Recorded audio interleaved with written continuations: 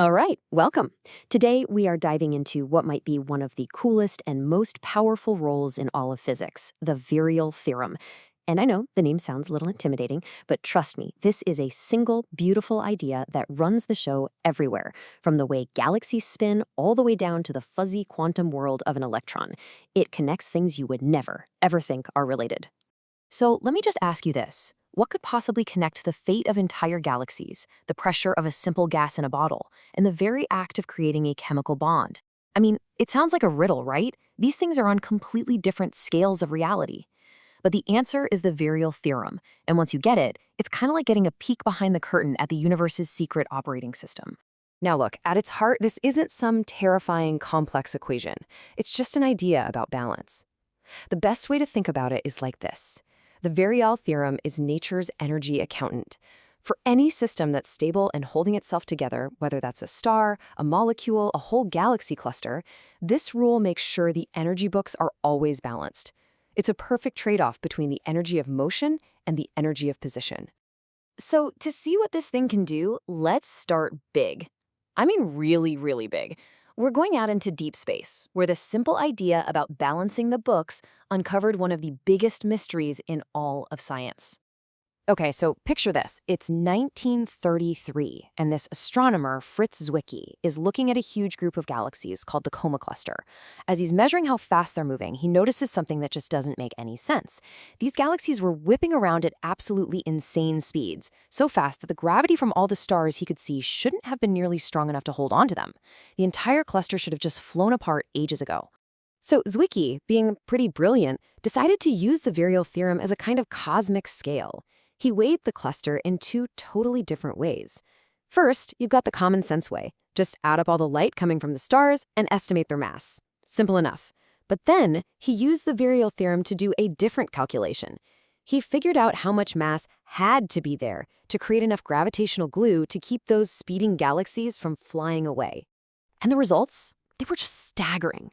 The mass he calculated from the galaxy's motion was about 400 times more than the mass he could actually see from their light. 400 times. The universe's energy accountant was screaming that 99% of the assets were completely off the book. Now, this wasn't a small rounding error. This was a colossal discrepancy. Zwicky was basically forced into this wild, radical conclusion. There had to be some other kind of stuff out there, some invisible dark matter that we can't see but has all the gravitational pull. So you see, the Virial Theorem didn't just find a problem, it literally revealed that most of the matter in our universe is completely hidden from us. Okay, so let's zoom way, way in, from the edge of the cosmos right down to our own scale. Because it turns out, this very same cosmic rule is the reason gases behave the way they do right here on Earth. And this is where the sheer power of this theorem just shines. You remember the ideal gas law from high school chemistry, right? PV equals nRT? Well, it turns out that's not just some rule somebody came up with from experiments. You can actually derive it perfectly, from scratch, just using the Virial Theorem. You just apply that same energy balancing act to gas molecules bouncing around in a box, and out pops the ideal gas law. It's incredible. But this isn't just a cool thought experiment. Because in the real world, ideal often isn't good enough, especially when you're talking about massive, multi-billion-dollar industries like shipping liquefied natural gas, or LNG. You need absolute precision. A tiny error in pressure calculations could lead to huge safety problems or cost millions of dollars. And that is where modern models built on the Virial Theorem come in. Just look at this comparison. Older methods could be off by several percent, which, might not sound like a lot, but for a pipeline stretching across a continent, it's a massive deal. But the modern standard, which is based on the Virial Theorem, look at that error margin, less than 0.1%. That's the super high fidelity you need to safely and efficiently manage energy all around the world. All right, time for our final jump. We're going down to the smallest scale there is, the quantum realm. And this is where things get really wild, because here, the Virial Theorem doesn't just explain something, it completely rewrites one of the most basic ideas in all of chemistry. So we were all taught that a chemical bond forms because, atoms are attracted to each other, right? They're like little magnets that just snap together. But it turns out that's not just an oversimplification, it's kind of wrong. As the physicist John Sleeter figured out way back in 1933, the Virial Theorem tells us the real story is so much more interesting. Okay, get ready for this, because it's a bit of a mind bender. A chemical bond does not start with attraction. It actually starts with the electrons spreading out. As two atoms get closer, their electrons get to share a bigger space.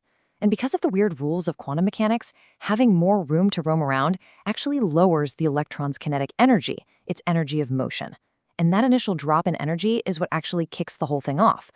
It's only after that happens that the powerful attraction we all learned about takes over.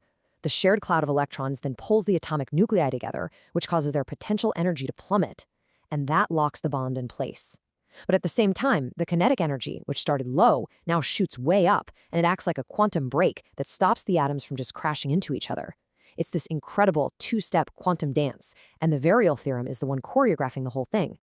So let's just step back and take a breath. We have traveled from the absolute edge of the observable universe right down into the tiny, tiny space between two atoms. It's just a stunning example of how unified the laws of physics really are. I mean, just think about the ground we covered. This one single rule about energy balance revealed the ghost of dark matter holding galaxies together. On our own scale, it gives us the fundamental proof for the gas laws we use every day. In our biggest industries, it's the foundation for incredible precision and safety. And on the smallest possible scale, it completely redefines our understanding of the chemical bond itself. It really is a powerful thought that this universe, with all of its mind-boggling complexity, still runs on these principles of deep, profound elegance.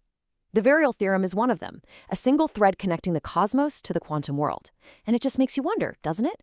What other cosmic accounting rules are out there, just waiting for us to find them?